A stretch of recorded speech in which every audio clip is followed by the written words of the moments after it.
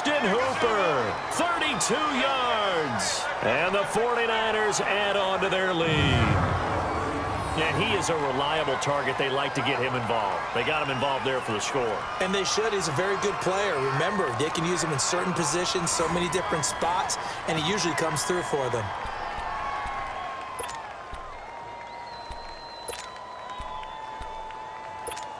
And now this is right in Kyle Shanahan's wheelhouse. He'll go for 2 here.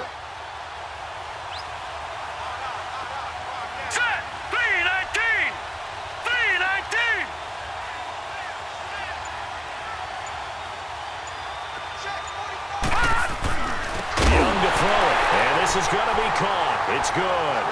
And that extends their lead by 2 more. So they try to make it a 2-score game with a conversion. It pays off. And they've looked at the situation, figured it out well. A 2-score game in this situation, they've got to feel much better about where they are. The kickoff team on the field now as they will send this one away. That's fielded in the end zone. And no run back here. This will be a touchback, and it comes out to the 25-yard line.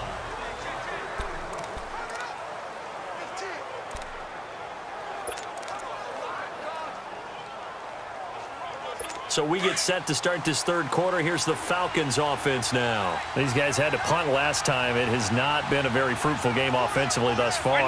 They haven't even made a trip to the red zone. And I know that everyone's going crazy on that sideline because that drives you berserk to come off the field, not really move the ball well. As you said, not even get to the red zone, let alone, not even put points on the board.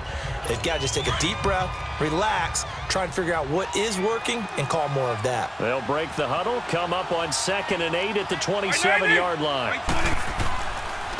Again, they'll run with Freeman. And he'll get about 3 here as he's out to the 30. Tough first half for him, unable to put up the numbers he's used to producing. But with a guy like him, you and I both know it just takes a couple of explosive touches for him to make an impact on this game and on the stat sheet as well. On 3rd down, Vick out of the gun. And he's got a man, Calvin Ridley. And he's able to get the first before he's taken down at the 36. That his first catch so far. They've held him under wraps, but he's got a first down there. So from the 36 now, 1st and 10.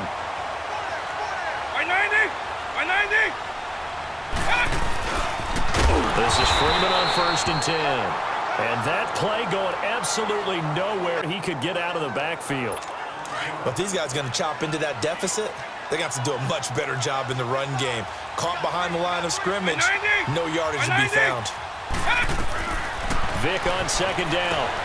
They'll set up the screen for Freeman. And he'll be brought down on what's going to turn out to be the final play of this third quarter.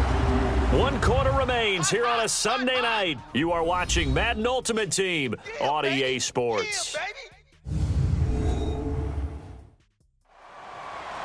Welcome back live to Orlando. It's the Falcons. They'll have the football, but trailing on the scoreboard as we get set to begin the 4th.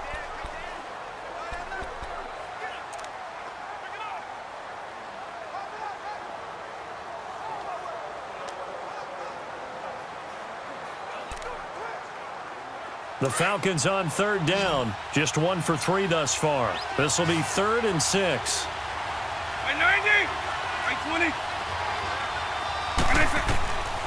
From the gun, Vick. Throw right side, caught by Ridley.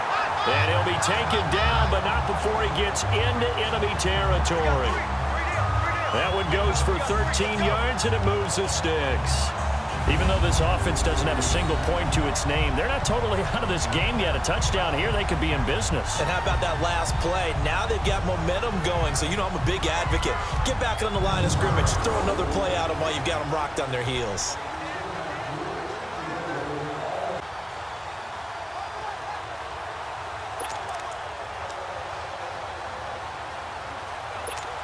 So from inside Niner territory now, this is 1st and 10 at the 47.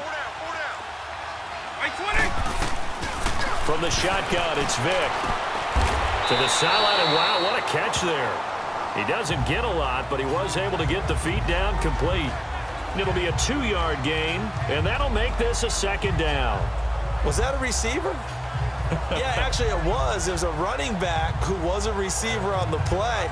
Ike's been spending time in the receiver drills getting his feet down. Well, those guys out of the backfield, they got to be good, agile with their feet. He showed the agility there with a toe tap. No doubt about it. It's like he'd run to ballet school. Got the toes down and stayed in bounds. Complete over the middle to Hardy. And he's corralled, but not before getting it inside the 35. 11 more yards there, and this methodical drive continues. But correct me if I'm wrong. Yeah, you're down 2 scores. I don't think you need to rush just yet, but you can't take your time either. Yeah, even if you don't want to commit to full 2-minute offense, you have to up the tempo, up the urgency. Maybe you're starting to call 2 plays in a huddle each time you snap the ball. Vic and the offense will start 1st and 10. And he's hit on all 5 of his pass attempts on this drive so far.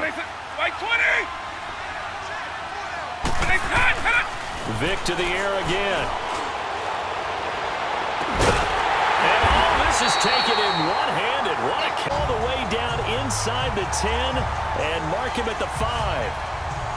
That was a terrific catch. I mean, to go up there and get it one-handed like that, but I almost want to go into that riff about back in my day, the gloves weren't quite like this. When did gloves really become prevalent, just in general? I think in the 80s. I think as we started to move through the 80s, especially as we got towards the latter part of that. But a lot of those were really like baseball batting gloves to begin with not much of a tacky area on the glove. In fact, there was none. I actually remember in cold weather games wearing the old scuba gloves, which you'd wear in diving, but they would split too easily in the course of a game. Oh, no, he lost the football. He'll get it up the middle, but the Falcons were able to recover, so they will keep possession. Wow, that ball gets knocked free, but a teammate comes along and scoops it up. It's almost like baseball. Guys at bat, people are on base in scoring position. One guy doesn't get them home. The next guy comes through and picks him up. And avoids the turnover. Now from the 7, here's 2nd and goal.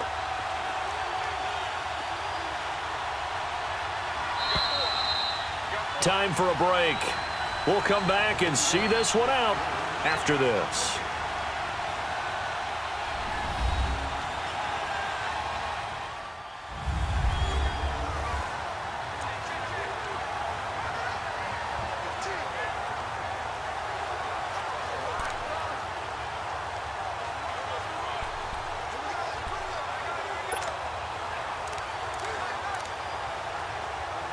So it's Falcon football as we welcome you back. They've got it 2nd and goal as they look for a late touchdown. 2nd down, Vic. That is caught at the 7-yard line. And he's going to be taken down right at the line. No gain that time on the completion, and it'll be 3rd down. Now Michael Vick. And this is going to be incomplete. They converted twice on 3rd down that drive already, but couldn't make it a 3rd. We always talk about in-game adjustments. How about what the defense did there, able to shut them down on that attempt?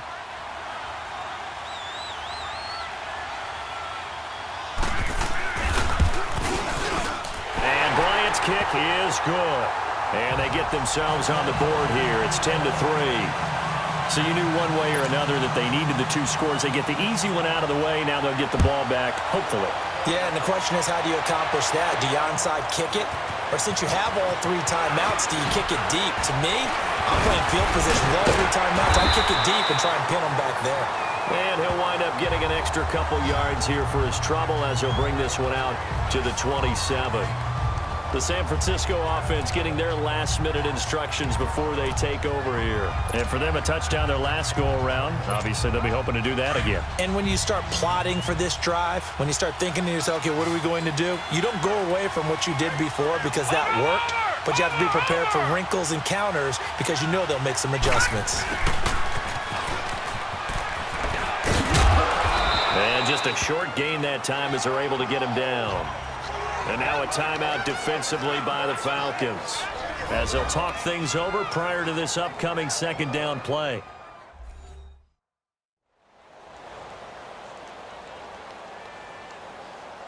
All right, so the timeout over and all 11 men back out onto the field for the defense.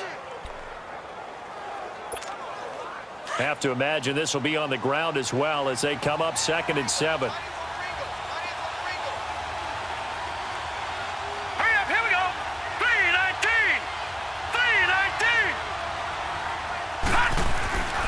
3-19. On 2nd down, it's Tomlinson. He can't get him down, and he'll lose yardage here, going down back at the 28.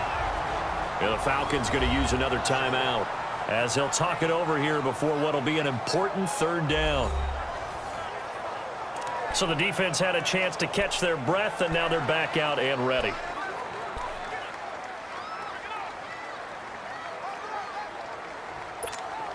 The Niners on 3rd down. They've hit 2 for 4 thus far. This is 3rd and 8. All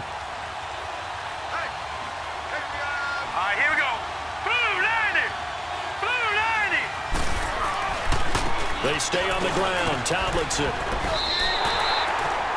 And now we're going to get a timeout here called by the defense, as he'll get it with still 1:20 left to go in the game.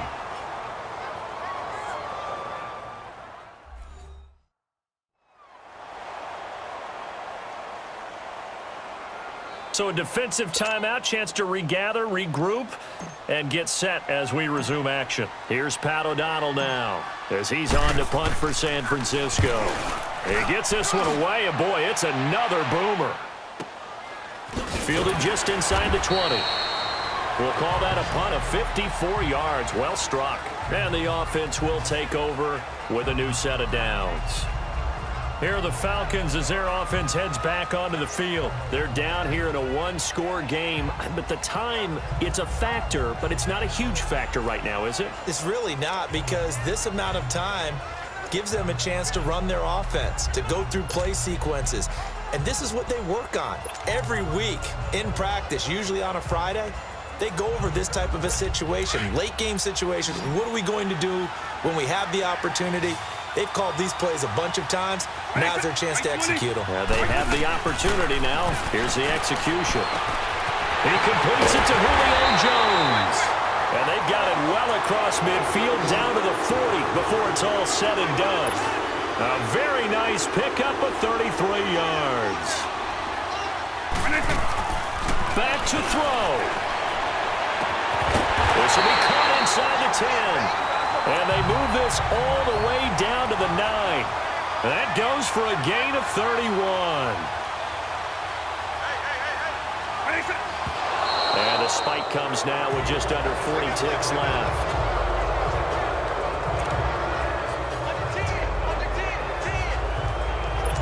Another shot from the 9 on 2nd and goal.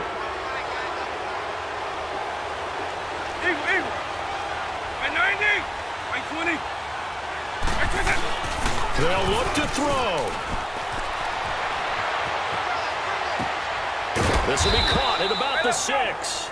And the stop will come inside the 5 at the 4. That time the completion goes for 4 yards, and we're set up with a 3rd and goal. He's back to throw.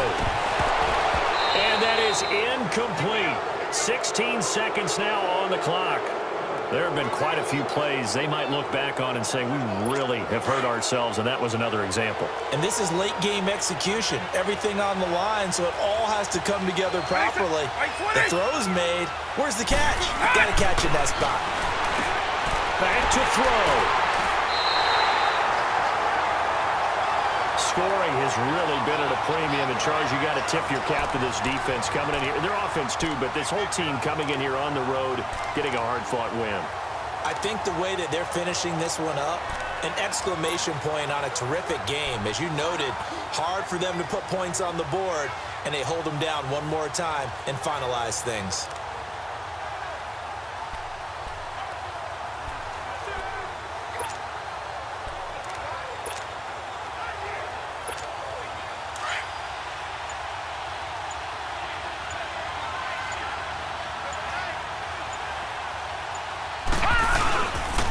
They'll run with a backup. This is Williams. Give him 5 on the carry there, and it'll be 2nd down. Charles, why didn't they just take the knee there? You're asking the question that I'm asking as well, because We've seen a lot of football where coaches decide maybe they get a little greedy. I don't know if they're doing it for stats or for what reason. We've seen it happen in college. And how about in the NFL? The miracle of the Meadowlands. All they had to do was take